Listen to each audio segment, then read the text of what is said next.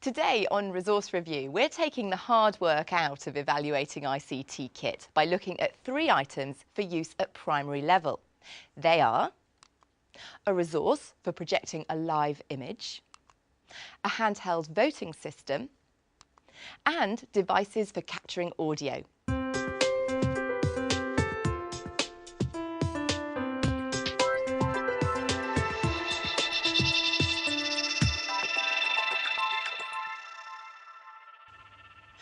Recommending today's resources, we have Dave Smith, an ICT education consultant and leader for school improvement through ICT at Engain Primary School in the London Borough of Havering. Now on the panel today we have Fiona McCorkadale, who is ICT coordinator and assistant head at St Luke's Primary School in Islington, and Ray Barker, director of the British Educational Suppliers Association. And Matthew Tosh, our roving resource investigator, is out and about and he's visited a school to see how they fared with our resources. Now, Dave, your first resource for us today is this. It's the AvaVision Portable Visual Presenter. Tell us, what is it and why do you like it? Well, the Visualiser is a marvellous bit of equipment actually, because you're able to present any item, artefact, object to your class so they can see close up anything that you have. Here, for example, we have some leaves. I can see the cells within the leaves themselves. Now, you could do the same thing with mini beasts. They could be, monster size on the screen. And it's absolutely fantastic for things like frog spawn as well. But if you go on from there and actually take things like text as well, you can place text underneath here. And I've just put some text underneath here. Right, and yeah. you can see the text on there. So the children actually can come up to the Visualiser and share their work. It's a brilliant piece of equipment and it works really well and it's simple to use. Now, does this one, you think, stand out from what else is available on the market? I think it compares very favourably with the other Visualisers on the market. This one has good functionality in terms of the software that comes with it as well. But it's a very, very good Visualiser in terms of the camera quality, which I think with a Visualiser is the key element. OK, thank you very much. Well, we've sent Matthew Tosh, our roving resource investigator, off to Essex Primary School in Newham, East London, to see how Faye Spooner and her Year 3 class get their teeth into the Visualiser. What is that? Can you tell me about the surface, about the top of my tooth? Talk to your partner if you had to describe... Faye, we found a quiet corner. Can you tell me how you've been using the Visualiser? I use the Visualiser to show children my wisdom teeth that had been removed last week as a visual prop. Looking at them out of context and not just in the mouth, it gave a very visual focus to the teaching. How wide is it? Can you read it?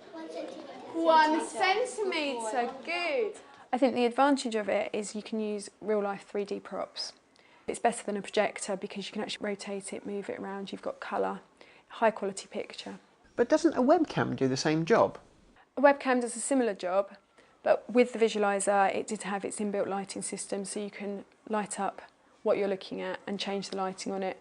And this is the bottom of our mouth, so I'm going to write that on this sheet. I particularly like the fact that you could use it for a worksheet. It's there, it's ready to use for the things that you haven't had time to prepare or put onto a flip chart.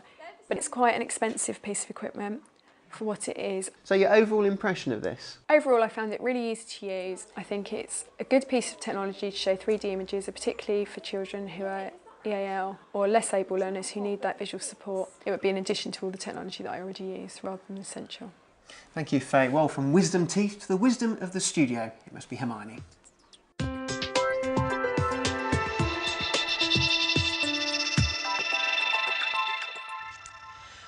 Well, Dave, what I'm wondering is whether this is really just an expensive way of displaying something that perhaps might be better just passed around the class, as we saw in the film. I mean, for the pupils to get their hands on the leaves or the teeth would be quite nice, wouldn't it?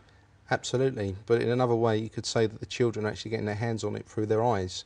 I've seen this in use in a Year 6 classroom where they're actually doing sewing as part of the design technology unit, and the teacher was able to show up close the sewing stitches, and the pupils' work and the impact on their sewing was absolutely fantastic. Fiona, what do you think? I think it looks like a very useful and versatile piece of equipment, and the size of it means that it's very portable, so it doesn't have to be in one place around the school. I think as a demonstration and modelling tool, it could be very, very useful. Like you were saying about the sewing, demonstrating fine art techniques, showing things in science like the leaves or insects or something like that. So I like it. Do you think your school might invest in something like this? Actually, yes. Having kind of looked into it, I think that if you had one, say, per school, and we're at one form-entry school, I think it's good value for money. OK. Ray, what are your thoughts? I think it'll be compared to an interactive whiteboard, obviously. Most schools have those now and are used to that as a display technology.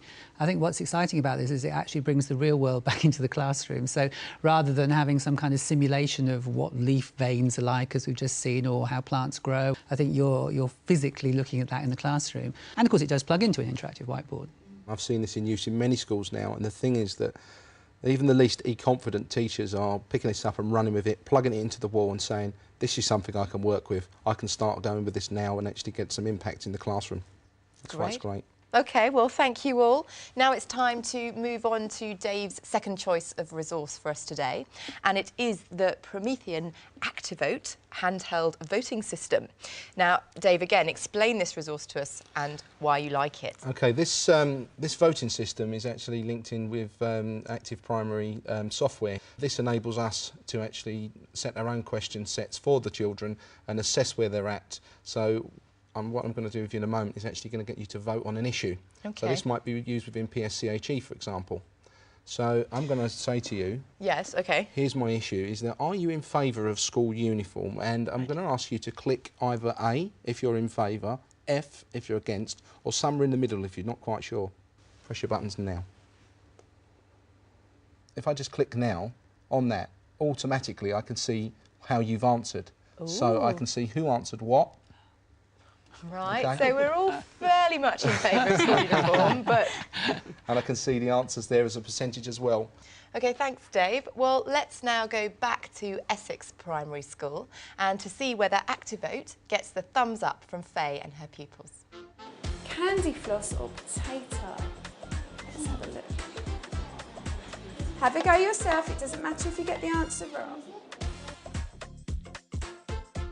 Oh, 88.5%, nearly the whole class knew that it was candy floss that was bad for your teeth because candy floss has got lots of sugar. Faye, can you tell me how you've been using the ActiVote system? In today's lesson, we used it at the beginning of the lesson as part of an assessment to assess what the children already knew about their teeth. Then towards the end of the lesson, speaking and listening, where they were talking about what teeth animals might have and why, and then voting on it. Are they all flat? What animal might have canines? Talk to your partner. Tiger, sharks. At the very end, it was just a quick self-assessment, so I knew where the children stood and how they felt about the whole lesson. Are you on a red light? I need some help on this, please. Are you in the middle? I know the names of the different teeth. It's very inclusive, so it includes all the children in the class, whatever ability, and it lets them all have a voice. So even the shyer children that don't want to speak out loud get to have their say and their turn. The beginning setup, when you have to register them, takes 5–10 minutes to do, but once they're registered on the computer, that's it.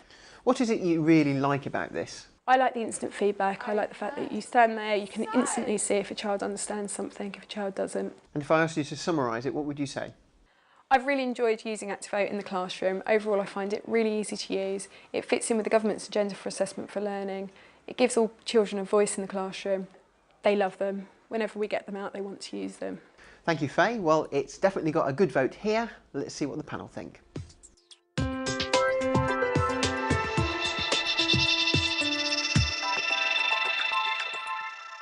Well, Dave, ActiVote seemed to go down well, but I thought it was interesting when the teacher said it gave her pupils a voice, because clearly it doesn't. They're just pressing a button. I mean, shouldn't they be talking, discussing, communicating their ideas? I think you could see from the enthusiasm in the class there the sorts of activities the children were doing. And I think you could actually take this to be a paired discussion activity if you wanted to. So you could have a question up there and the children could decide between them and then vote that way. So I think it does encourage discussion. It could generate discussion, certainly, Absolutely. I suppose. Well, coming to the panel, Fiona, what did you make of ActiVote? I think it's a fantastic instant assessment tool. As you saw from the video as well, children absolutely love it. I did a times tables test very quickly with my class, And after we'd done it, they said, can we do that again this afternoon? Which I think is the first time I've ever heard them asking to do that. Did you find it easy to set up though?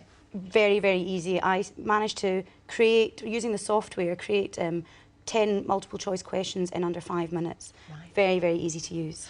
But do you think perhaps it's a bit of an expensive luxury though to have in your classroom? It is very expensive, and it's something to think about closely as to whether it's an investment we want to make. But if you've got the money, then you think I it's think a good so, one? yes, as long as everyone knows how to use it and it is being used and it's not sitting gathering dust somewhere.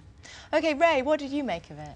I think the most important thing from what has just been said really is that if you're going to use such a system, which is about assessment for learning, it's about the whole school's assessment policy really, and it's not an expensive investment if it's used by the whole school and if it's a complete part of what that school does.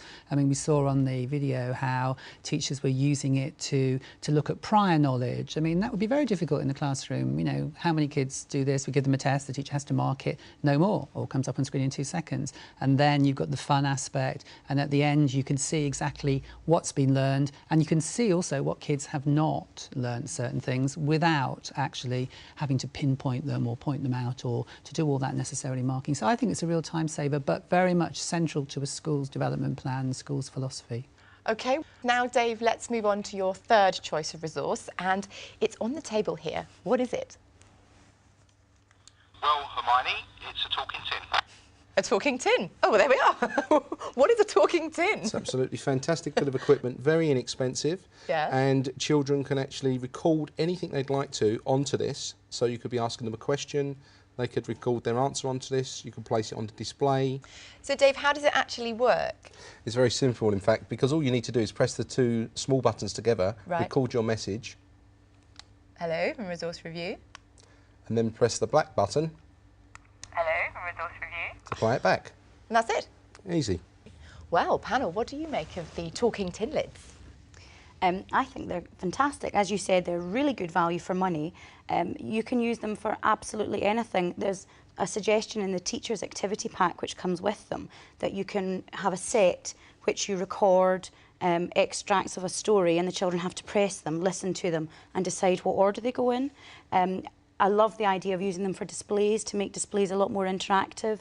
You could just go on and on and on with them, and they're so cheap.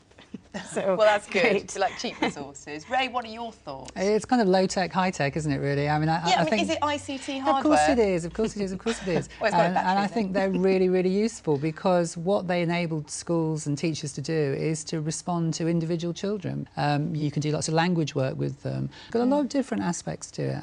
Well, that's all we've got time for today. But just to recap, the 3 resources that we've looked at are the AvaVision SPC 300 visual presenter from Ava Media Technologies UK Limited, ActiVote handheld voting system from Promethean, and Talking Tins from Talking Products Limited.